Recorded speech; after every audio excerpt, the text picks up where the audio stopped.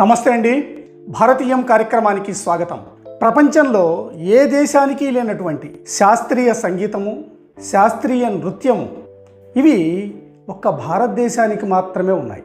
ప్రపంచంలో ఏ దేశంలో లేని విధంగా నృత్య సంగీతాలు భారతదేశంలో అత్యంత అద్భుతంగా అభివృద్ధి చెందాయి. వేల సంవత్సరాలుగా ఈ కళలు భారతదేశంలో ఉంటూ వస్తున్నాయి. మరి ఈ కళలను శాస్త్రీయ స్థాయికి తీసుకువెళ్ళిన వ్యక్తులు ఎవరు? ప్రాచీన భారతదేశంలో చాలా గొప్ప వ్యవస్థలు, గొప్ప వ్యక్తులు జీవించారు కాబట్టి వాళ్ళే భారతదేశంలో 64 కళలను అద్భుతంగా వర్గీకరించారు, వాటిని అభివృద్ధి కూడా చేశారు. వాటిల్లో 16 కళలు అనేవి లలిత కళలుగా పిలువబడ్డాయి. వాటిల్లో సంగీత నృత్యాలు కూడా ఉన్నాయి. భారతదేశంలో మనం ఏ దేవాలయానికి వెళ్ళినా కానీ అత్యద్భుతమైన భంగిమల్లో ఉన్న అనేక శిల్పాలు మనకు తారసపడుతూ ఉంటాయి. వాటిని చూసినప్పుడు అవురా, ఈ శిల్పులు ఎంత గొప్పగా చెక్కారు అని మనం అనుకుంటూ ఉంటాం. అంత అద్భుతమైన శిల్పాలను ఆ శిల్పులు చెక్కడానికి ప్రేరణ ఎవరు? వారికి స్ఫూర్తిగా నిలిచింది ఎవరు? మరి సంగీత నృత్యాలను అత్యున్నత స్థాయికి తీసుకువెళ్ళిన ఆ వ్యక్తులెవరో మనం చరిత్ర లోతుల్లోకి వెళ్ళి ఒకసారి పరిశీలనగా చూద్దాం. భారతదేశ చరిత్ర వక్రీకరించబడింది. చరిత్రనే కాదు, వ్యవస్థలను కూడా వక్రీకరించి వాటిని నాశనం చేశారు. ఈ సంగీత నృత్య కళలను అత్యున్నత స్థాయికి తీసుకువెళ్ళిన ఒక కులాన్ని వాళ్లకు సంబంధం లేని ఒక హీనమైన ముద్రను వాళ్ళపై వేసి వాళ్ళను అసాంఘిక శక్తులుగా చూపించి ఆ కళలను నామరూపాలు లేకుండా చేసిన వ్యవస్థ బ్రిటిష్ వ్యవస్థ. నేను ఊరికే చెప్పడం లేదు, దీనికి సంబంధించిన ఆధారాలను పరిశీలించిన తర్వాత మాత్రమే ఈ విషయాలు మీ ముందుకు తీసుకొస్తాను. అత్యున్నత స్థాయికి ఈ కళలను తీసుకువెళ్ళిన కులం ఎవరు? కళావంతులుగా మనం పిలుస్తున్నాం. ప్రాచీన చరిత్రలో వీరిని భోగం వారు అనేవారు.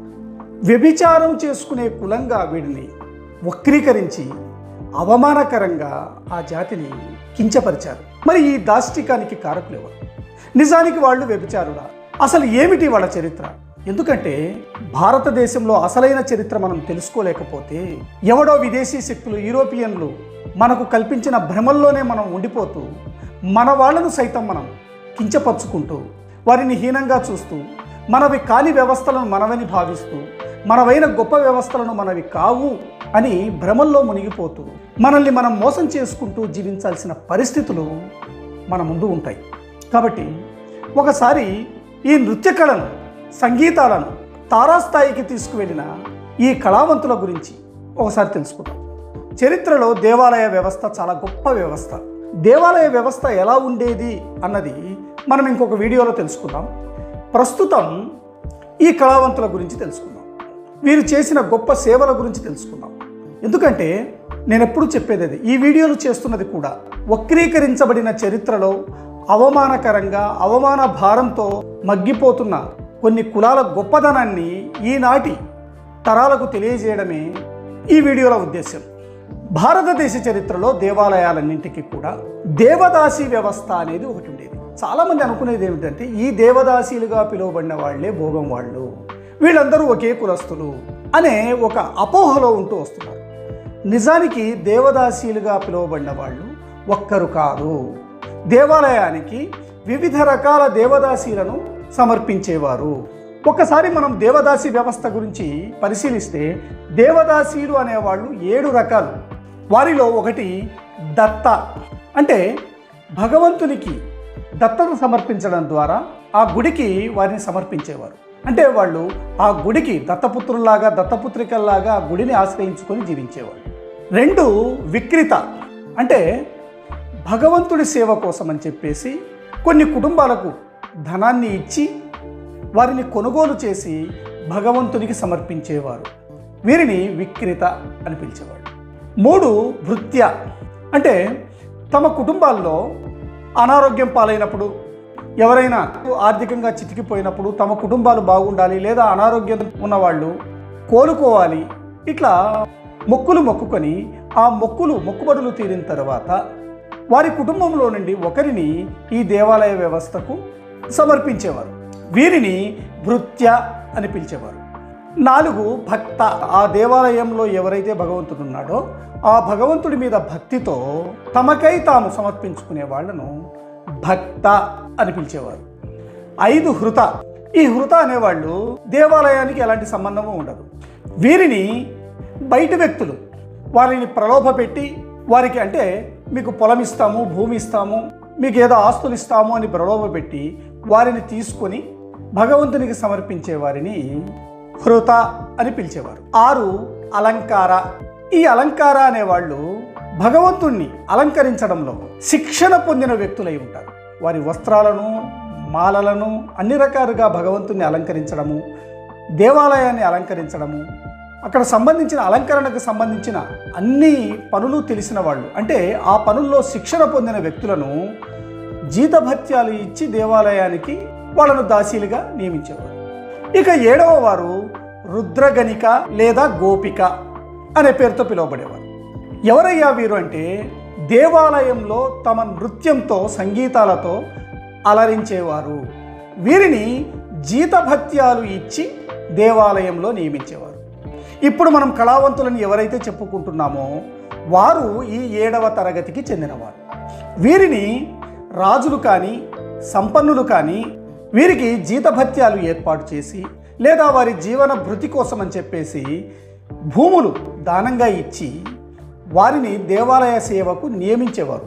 వీళ్ళు ఉద్యోగులు, కానీ వీరిని కూడా దేవదాసీలుగానే పరిగణించేవారు. ఇట్లా దేవదాసీలుగా నియమించబడిన వారిలో ఎవరైతే రుద్రగణిక లేదా గోపిక అని పిలువబడినారో వీళ్ళు కేవలం తమ నృత్య సంగీతాలతో భగవంతుడికి సేవలు అందించేవారు. అంటే వీరిని దేవభోగం అని పిలిచేవారు. అంటే వీరు కేవలం నృత్య సంగీతాల కొరకు మాత్రమే నియమించబడిన వ్యక్తులు. ఈ విషయం చాలామందికి తెలియదు. ఈ తెలియకపోవడం వల్ల ఏమవుతుందంటే అందరినీ ఒకే గాట కట్టేయడం మొదలుపెట్టారు. ఈ దేవాలయాల్లో నృత్య సంగీతాలతో సేవలు అందించడము అనేది, అంటే భగవంతుని సాన్నిధ్యంలో నృత్య సంగీతాలతో అలరించడము అనే వ్యవస్థ మనకు సనాతన ధర్మంలోనే కాకుండా బౌద్ధ, జైన మతాల్లో కూడా ఈ వ్యవస్థ ఉంది.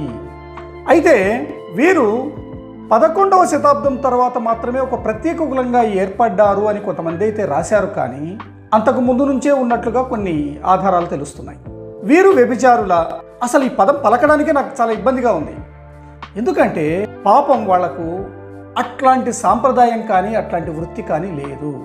నిజం, శాసనాలలో, గ్రంథాలలో లభిస్తున్న విషయం. మరి ఈ విషయాన్ని ఎందుకు దాచిపెట్టారు, ఎందుకు మూసిపెట్టారు?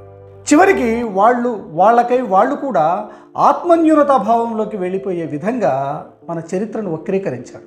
సరే, అవి అట్లా పక్కకు పెడితే వీళ్ళు చేసిన సేవలు ఏమిటంటే దేవదాసీలు, అంటే దేవాలయానికి ఎవరినైతే సమర్పించి ఉంటారో ఆమె దేవాలయంలో మాత్రమే నృత్యం చేసేది. వారు బయట ఎక్కడ కూడా నృత్యాలు చేసేవాళ్ళు కాదు. ఒకవేళ వాళ్ళ నృత్యాన్ని రాజు కూడా చూడాల్సి వస్తే ఆయన కూడా ఖచ్చితంగా దేవాలయానికి వచ్చి మాత్రమే చూసేవాడు.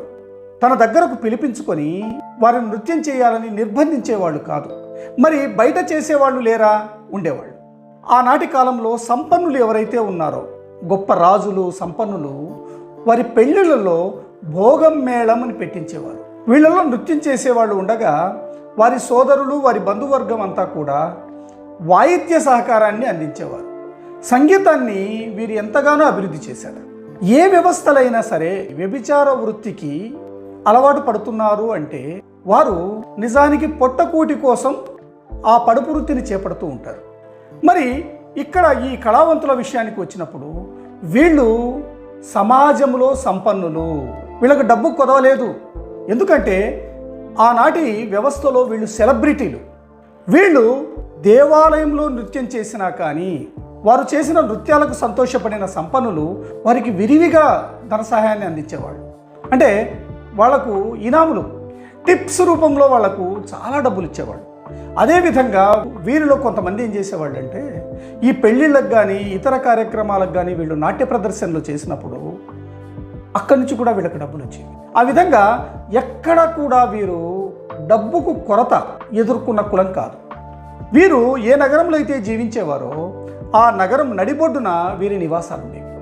మరి పడుపు వృత్తి చేసేవారిని నగర మధ్యలో జీవింపజేస్తారు. పడుపు వృత్తి చేసేవారిని సమాజం అంగీకరిస్తుందా? మరి సమాజం హీనంగా చూడదా? మరి ఆనాటి సమాజం హీనంగా చూడలేదా? చూసేది. పడుపు వృత్తి చేసేవారిని ఆనాటి సమాజం కూడా హీనంగానే చూసేది. వాళ్ళు ఊరికి దూరంగానే నివసించేవాళ్ళు. ఇప్పుడు ఎవరైతే మనం చెప్తున్నామో కళావంతులు అని చెప్పేసి వీళ్ళు వ్యభిచారులు కాదు, వీరికి పడుపు వృత్తి అనేది లేదు. ఇది ఒక వక్రీకరించబడిన ఒక విషయం. వీరు ఆనాటి సమాజంలో, ఇవాళ మనం సినిమా యాక్టర్లను చూస్తున్నాం కదా, అట్లాగా ఆనాటి సమాజంలో వీళ్ళు సెలబ్రిటీలు. కనీసం వీళ్ళను చూడడానికి జనం ఎగబడేవారు. ఆ రోజు ఈ కళాకారులు ఎవరైతే ఉన్నారో వీళ్ళు బయటికి వచ్చారంటే పల్లకీల్లో మాత్రమే వీళ్ళు ప్రయాణం చేసేవారు. పల్లకీ లోపల పరదాల మాటను ప్రయాణం చేసేవాళ్ళు. నాట్యం కూడా ఎలా ఉండేదయ్యా అంటే వీళ్ళు ఒంటి నిండా దుస్తులు ధరించి నాట్యం చేసేవారు. చాలా సాంప్రదాయంగా, చాలా గౌరవంగా వీళ్ళు జీవించారు. వీళ్ళు ఎంతగా అభివృద్ధి చేశారయ్యా నాట్యకళను అంటే 12 రకాల నృత్య రీతులు ప్రాచీన భారతదేశంలో ఉండేవి. కానీ మనకి వాళ్ళ లభిస్తున్న నృత్య రీతులు ఎన్నయ్యా అంటే కేవలం 6 మాత్రమే లభిస్తున్నాయి. అదే మన కూచిపూడి, భరతనాట్యం, ఒడిస్సీ, ఇలా 6 రకాల రీతులు మాత్రమే భారతదేశంలో ఇవాళ లభిస్తున్నాయి.